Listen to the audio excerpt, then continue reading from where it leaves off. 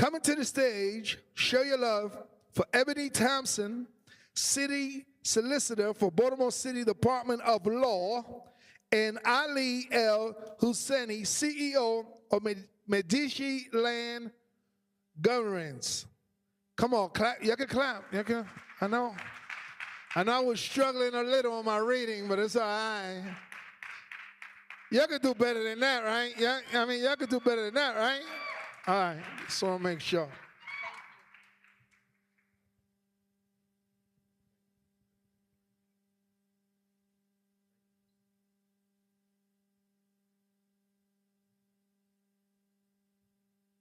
Hello, hello. Yep, we're live.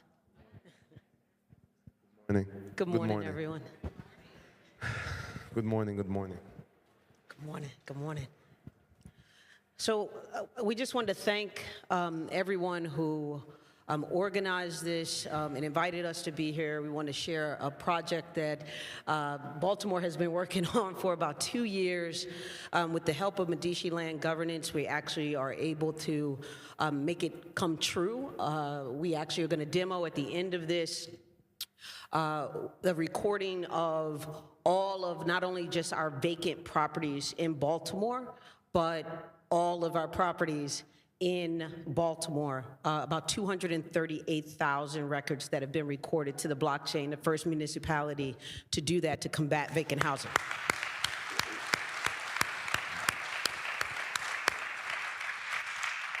And while Ali has been doing this, and his company has been doing this all around the world, it hasn't really been done here in the States. And I just want to give a little bit of background of how this project even came to be. I'm city solicitor for Baltimore City, which basically means that I handle all legal issues and represent the city in all legal matters. I represent the mayor, the city council, our city administrator, and all of our agency heads in their official capacities. Thank you. Thank you. And she happens to be the first African-American woman. Yes. Thank you. Thank you. Thank you. In that Thank position. you so much. Thank you so much.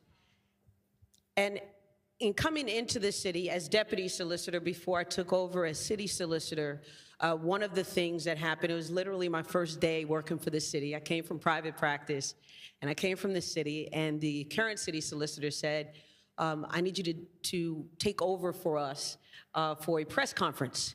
And unfortunately, 3 firefighters had died trying to fight a vacant property. They went into the building and it collapsed.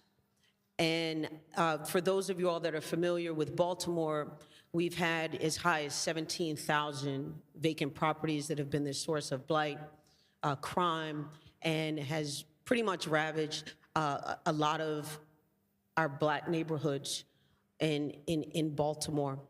And it's also the product of a lot of redlining, and that's a whole nother conversation, but we'll see the effects of that. And we've been grappling with that for decades.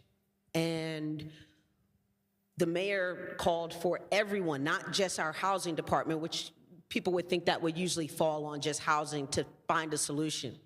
But he called on every agency to come up with ideas that would help him combat vacant housing. And he had used $100 million of our ARPA funds, the American Rescue funds, by the federal government from COVID to dedicate to housing to combat vacant housing, but he wanted to have everyone's idea.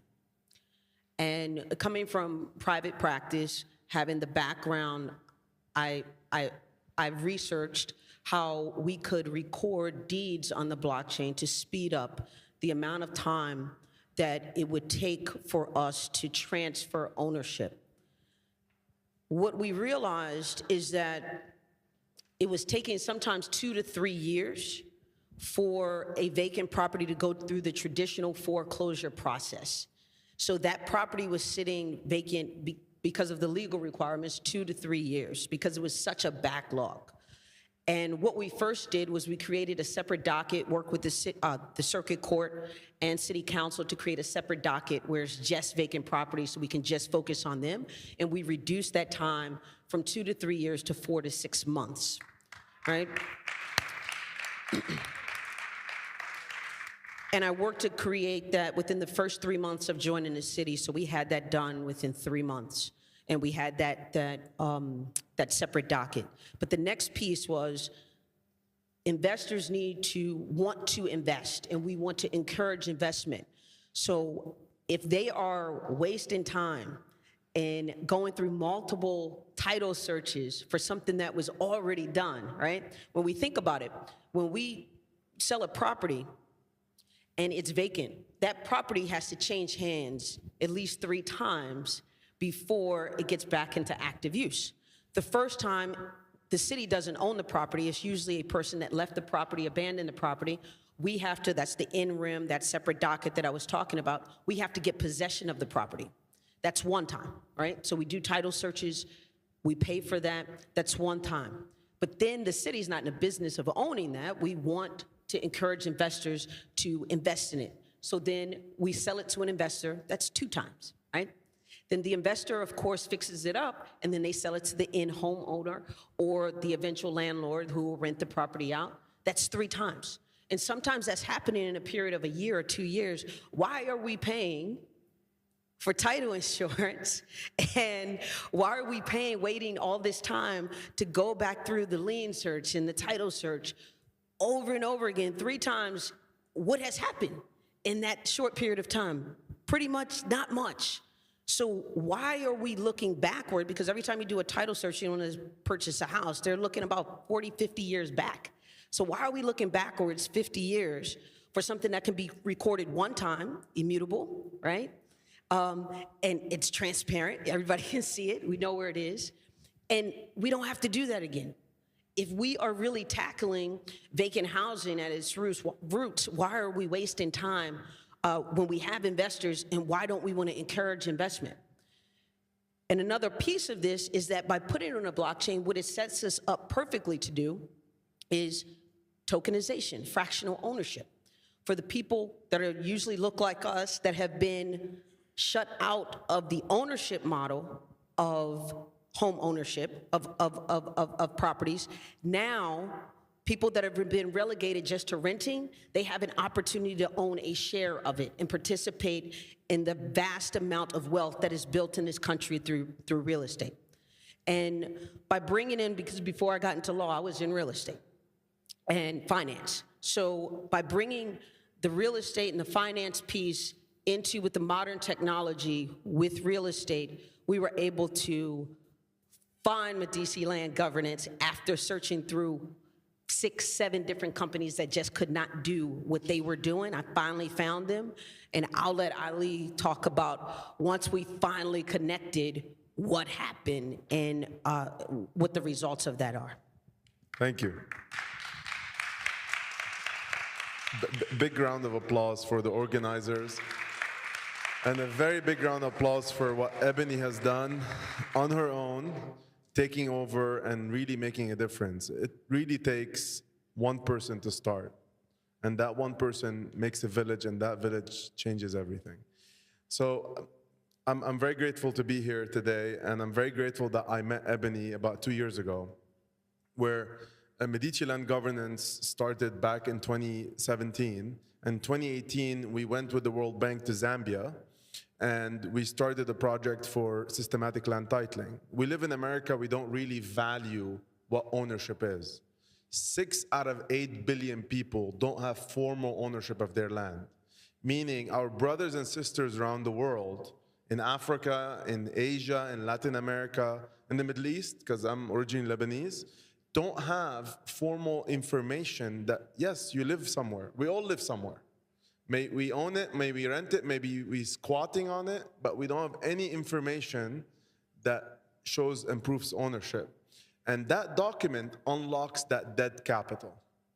And that document, that formal document that is a title deed, that is a leasehold, whatever that is, you can go and borrow money against it. And that was the mission of MLG, empowering people by giving them property rights. And that's what we started to do. And we knocked on almost 500,000 homes. Today in Zambia, because of MLG, we have 200,000 title deeds issued to people where people have borrowed against that and increased their value times 10x. Thank you. So we wanted to realize what we've done all over the world in Zambia, Rwanda, Liberia, Mexico, Colombia, and bring it back home, bring it back to the US. And in the US, we don't talk about it, but we say, okay, well, there's all this disparity. Well, it's very simple why there's disparity. Land is the most valuable asset of your lifetime other than Bitcoin. Two, 73% of white people own property. Anybody knows how many black people own property in America? 43%. That's like 30% difference right there. 30%, that is 80% more white people own property than black people do. And that's not fair. That's not fair for anybody. If you talk about where do we start, if I'm starting 80% back, of course you're gonna win the race. There's no way I'm gonna win any race. And every time you guys buy or sell property, nobody talks about it, but there's all these fees that are embedded in you buying and transacting.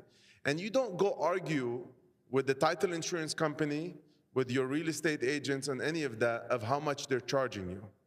And every time people exchange properties, you have to go back by law in Maryland 60 years. Why? It doesn't make any sense.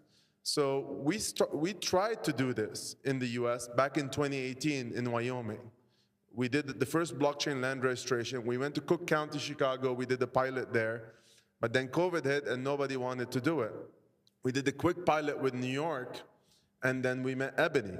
And Ebony wanted to get it done. Everyone else was like, I want some sexy technology. It's not about the end result, but about, oh, we did the pilot. But Ebony was about the result. Don't talk to me about how you get it done. I want it done. And that's what we went on and doing, and that's what makes me feel like, yes, we can. Because what we've done, and we're gonna show you now a little bit about what we've done together. This panel is about, this fireside chat is about, you empower people by giving them property rights. How do you really empower people? There's all this fraud happening. $1 billion a year is stolen from people in the United States by stealing their properties. If we record those properties on the blockchain, it's much harder to take that property away. Two, if you take it away, there is a record of it, a timestamp record of every time that property gets transferred or any exchange takes place. And with the blockchain, we can add all these other ancillary elements where we can notify you immediately and do these different things to protect you and protect your rights. The ledger is immutable. It's much harder to get it. It's tamper-proof. It's an immutable record. It's just like the 10 Commandments. It's written. Once it's written, it's written. And 4, it's very transparent. So Baltimore has given you this search that never existed. Today, if you want to search, prior to today, if you wanted to search anything in Baltimore, you have to go to the Maryland State Archives, and it's archaic system where it doesn't give you the whole picture. And every time you want to see something, you want it to be in order. So imagine you walk into your closet and you're trying to get clothes, and you don't know where your jacket is, you don't know where your shirts are, everything is a pile of stuff. It takes you about 20 minutes to get it done. We basically took everything in and we color-coded it and we made it specific to the property. We made it specific to the ownership, we made it specific to the assignments, the mortgages, the releases. We color-coded everything per Ebony's instructions to make a very clear history. I mean, this looks very simple, right? This looks super simple. I want to show you what it looks like on the Maryland side for a second. It looks very simple. Yes, it is very simple, but we don't think about it. We don't do it. And we don't create this historiography of the property was born in 1920, and then this is every single owner of that property since 1920, and these are the dates, the grantee, grantor, these are the assignments, this is where things have moved, and this is where the ownership had transferred. And this is every mortgage, every lien, every person that bought the property, every person that sold the property, and it gives you the exact data there. So this is what you need in order for you to buy a property. No bank will give you a penny unless they have a clear record of transfer of property and a clean transfer of property. And we were able to put all of it into one place. And we're able to aggregate all that data and put it all on chain. And moving forward, we're able now to showcase that a property is free and clear, and you don't have to go through the hassle of waiting 2 to 3 weeks in order for the title insurance company to hire an abstractor to go through the process to give you this. As you can tell, all of this looks like a very simple, clean way, but every single record here is on chain. So if you click on the blockchain recorder, you're able to see a summary, and inside the data on Flow blockchain, you're able to see the property information. So if you highlight the exact address where it's done, you can search it and you can see the transaction, when it recorded, where it recorded in real time. And that's the beauty of it. And that is the foundation for what Ebony is talking about. We can't go, Nietzsche says, you can't go from crawling into flying. You have to go into walking and running, right? So in order for us to go to tokenization, we have to have a strong foundation. You can't go tokenizing properties when they're on paper. You're not gonna put a token on that paper. It has to be digital. Next step after digital has to be on the blockchain. Third step is you go and you tokenize and create fractional ownership. And for us to create ownership, we have to have a way of doing it, and this is the basis for it. No, and this is just so Josh could show some of these. Back in real estate, when I was trying to check to see ownership, I would have to go through Maryland, the ESTAT, the archives there. Then I would have to go to Real Property Search within Baltimore City. Then I would have to go to see if there is liens like water bills, if there are, and all of this now is connected within one system. So just the amount of time that it would save an investor, because we want to encourage investment, bring money and people back to Baltimore. This is something that is going to encourage that. And as Ali said, the most important thing is that this is the basis for tokenization, where when you're looking at affordable housing, that is a nationwide problem. When you're looking at people that have been shut out of the home ownership market and they're able to now pool their money together to actually purchase these properties, do the investments, and own the investments in the progress that are in their neighborhoods, instead of people coming in, right, and doing this investment and reaping all of the rewards. People that actually have lived and suffered through decades of disinvestment can now participate in this ownership model and the benefits and the equity that comes along with it. So this is just, I know we're running short on time, but I just wanted to be able to show everybody, and I think this site is actually live. Josh, or Ali, if you can give them the website if they want to look around. So it's titlesearch.baltimorecity.gov, and you're able to look up any property. We're gonna look up Ebony right now for you. And here, don't go to my house. Don't go to Ebony's house. She's an ex-Marine. Simplify, be careful. Do or die. Thank you for your service. And then you can see Ebony's property right there, where she lives, the history of the property, and all of that.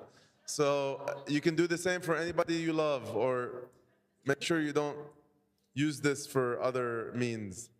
But go ahead. Oh yeah, blockchain screen. Step to the mic if you got a question. So we Step can to switch the to mic. questions. The website again. What's your question?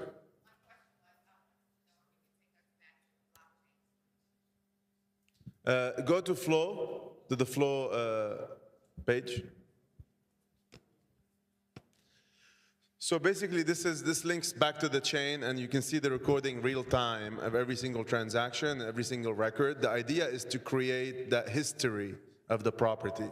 So what does blockchain do, right? So it's a chain of ownership that we're putting back from the early 1900s until today. And the idea is to go back as far as we can on every single property for you to see that ownership. And by creating that, you no longer need someone to prove to you who owned it at one time when did it transfer, and who was the owner, and who sold it, and what was the release of the mortgage. Because most properties, you know, have mortgages on them or liens or caveats. You want to make sure that all of that is recorded. And the other piece of this that Ali wanted to mention, our next stop is tomorrow. We got to be in Delaware for the title insurers conference. And the importance of that is once title insurers decide that they want to honor what's on the blockchain, you remove that intermediary of title companies, right? And that's going to save up a bunch of time and a bunch of money, where the markup on that is about 80% more than what it actually costs to underwrite that. But as Ali mentioned, when you sign a house, you sign like 1,000 pieces of paper. You're signing it away, and you're signing all of those fees, and it's unnecessary. We don't need to do it. And if you're trying to encourage investment into a place that has been traditionally disinvested, you want to create those options and make it as easy as possible. And that's what this is doing. Yeah, so give you an example. Every time City of Baltimore did a search on a property to do this, it cost them internally $3,000 of their own time. $3,000. Now it costs $0. For you, when you buy title insurance company, when you buy title insurance, it's $2,000 to $3,000 on average the cost of title insurance. Their cost is $200. That $200 is this. That's it. And it's under 1%, 0.1% when they do, that's how much claims there are on title insurance. And they keep all the money, and you pay that $2,000, $3,000, $5,000, $10,000 because you think it's a one-time thing, who cares? But that who cares ends up being a $100 billion market for those guys a year. That's your money.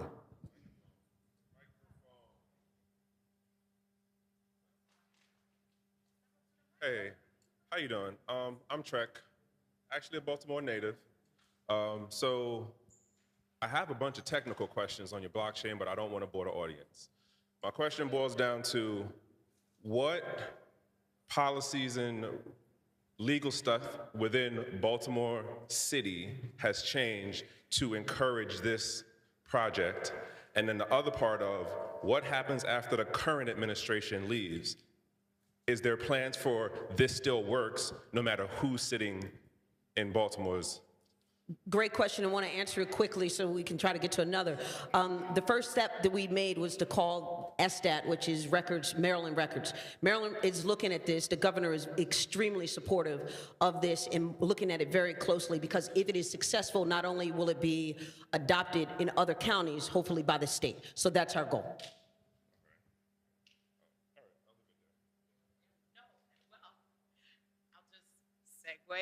To my question, that was actually a great question, because thank you, Madam Solicitor Ali. Thank you. Because I split my time between here and Druid Hill, so I am falling in love with Baltimore every day. I love the city. And I think for me, because I do operate in the real estate space, and although I work with developers and investors, I also am a believer in democracy and housing. So when you're saying where you guys are going tomorrow, in my brain, I want to understand, how does this remove some of the burden of upfront capital for the everyday or first-time home buyer? What does that look like? And also, is this inclusive of the ever-present lot fees or the mystery lot fee owner? Is all of that information included here as well? Thank you both. Great. So it's not there yet, but it will be, and the savings is immediate, because the minute you want to look at a property, you know the history of the property, and you know if the title is clear or not, and then you move forward or not. So that saves you time and effort and energy and money for you to do the title search. If you were to do any searches on a property, cost you anywhere between $60 to $500 as a start. And then usually you eat up that cost without knowing, because your agent is the one doing all that work for you, and he's embedding that cost for you. So that's automatic savings. Two, this is much faster. Time is money. This saves you 3 weeks of closing. You know, when you say, I have the money, I want to buy a property, you're buying a distressed property for $5,000, or you're getting it for nothing, you have to wait 3 weeks for title. You're not paying for the property much, but you're paying for the insurance a lot to make sure that chain of ownership is there and it's protected. At which stage does the title insurer get engaged in the process to sign off on the blockchain to ensure that the property, the person that's buying the property is going to get a clear marketable title? And the reason I'm asking this question is because a friend of mine was living in a house for about 7 years, and a guy walked up to the house one day and knocked on the door and said, "What are you doing in my house?" That's a very good question. And the reason these problems exist is because the records were never indexed properly and they were never recorded properly, and the recording was done manually. So this is the first step in many steps that we've undertaken where we're using now AI to clean up the records. We can't tell you about the past. We are going to fix all the previous records when it comes to, different records that were missed by previous recordings, because at the end of the day, humans make error, and error leads to your problems because there was a human error. And once we fix that, and for the past, for future recordings, you will not have that problem again, because now everything is in one place. It's no longer this siloed information that doesn't exist. Now that will change. So yes, for the future, that will be the case. Excellent work putting everything in one place. My question is, I see that everyone can read what is happening. Who gets to actually write it? There's a private layer that's built on there, so the government, so Baltimore City actually gets the input, but everyone can see. All right, so then within that, how does that then remove like the Oracle challenge, as well as making sure that the input is still solid? Like what validity goes into that process? Because this goes from private and permission to then public. Right. We're getting all of our data sources, and I think Ali can talk about the data sources that are coming in that are actually more accurate than what we have right now.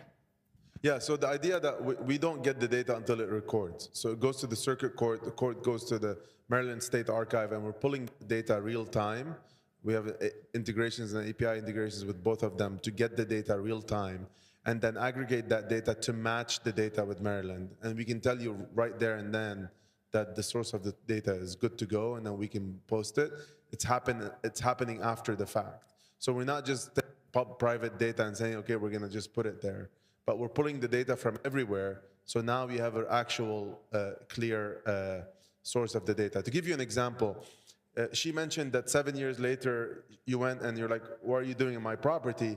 I went to sell my property. I did not know that I had a $7,000 water bill that was put on a lien. I sold the property, then the insurance company comes and takes $20,000 of my money from the closing, telling me, well, you owed money. In reality, I never really owed money, but the lien was on the university where I bought the property from, and that did not come through on title. And that's one of the problems that this solves. Hey there, good morning. My name is Alan Williams. First off, I want to say this right here, what you got, like, this is incredible, okay? Thank you, sir. The technology, the way that it's set up, the assignments, stuff like that. I'm from South Carolina, so, I work with assignments, mortgage notes, and stuff like that with investors. And, I think this is super cool. My question was, number one, how much time did it take how much time did this take to do this?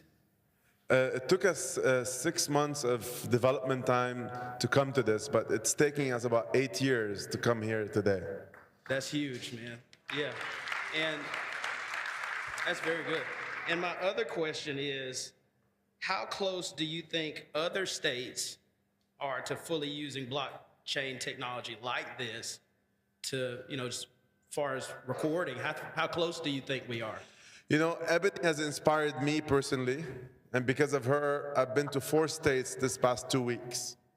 And my team has been to another 4, so we've been to 8 states, and we are pushing and pushing and pushing. And to add on that, with Ali, it's many places that he allows me to go, because the success of Baltimore, the success of Maryland is only going to be achieved by mass adoption. So I am encouraging him to go to as many states as possible. This is not he knows he'll put me on a call and I'll testify. And I'll say, this has already saved my department within the law department tons and tons of time and money. and you need to jump on. You need to jump on, and I'll tell you what you need to do. If you need to get approval, I've been through it. I've had to fight administrations, and I'll help you through it. But the more people that come on, the more states that come on, municipalities that come on, more credibility we have, and we really can have mass adoption and change the way we do all title work. Right.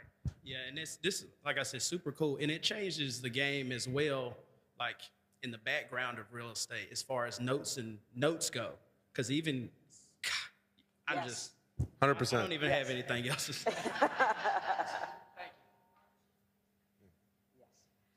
Hello, Ali and Ebony. Yes. Is that correct? So since we're at a place of post-secondary education, I'm hearing career opportunities.